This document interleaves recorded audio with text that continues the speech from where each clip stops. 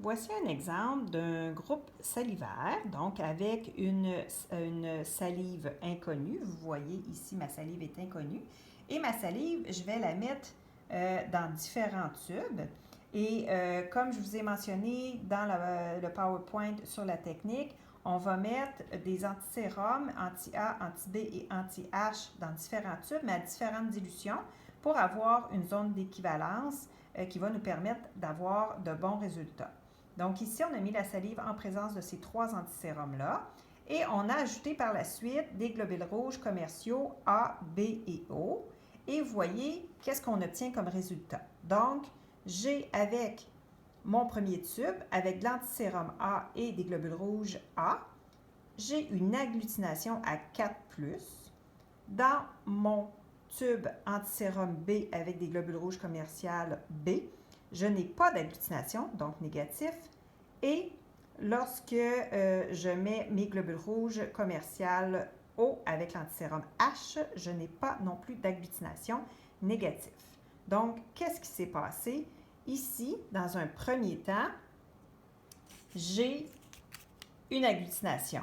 Donc, ce qui s'est passé ici,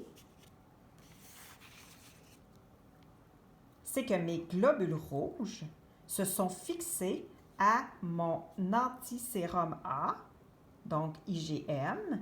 Mes antigènes A de mes globules rouges A se sont fixés sur mes anti-A, ce qui me dit que mes antigènes dans ma salive ne se sont pas fixés sur mes antisérums A, donc je n'ai pas la présence de l'antigène A pour ce patient. On continue. Dans la deuxième, donc ici, absence de l'antigène A. Dans la deuxième partie, je n'avais pas d'agglutination. Qu'est-ce qui s'est passé? Bien, il s'est passé que, je vais enlever mon petit papier. Oups, ça déchire un peu, excusez-moi. Il s'est passé que mon antisérum B, excusez-moi là, s'est fixé aux antigènes qui étaient dans la salive.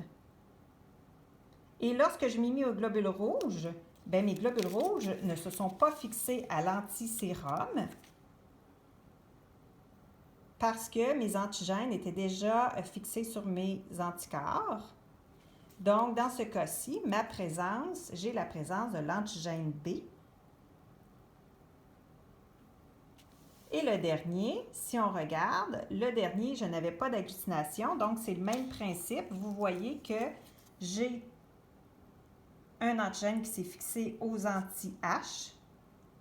Lorsque j'ai mis les globules rouges commerciales, vous voyez qu'ils ne se sont pas fixés parce que mes antigènes se sont déjà fixés sur l'antisérum. Donc, je n'ai pas eu d'agglutination et donc, j'ai une présence de l'antigène H. Donc, dans cet exemple-ci, mon patient est B.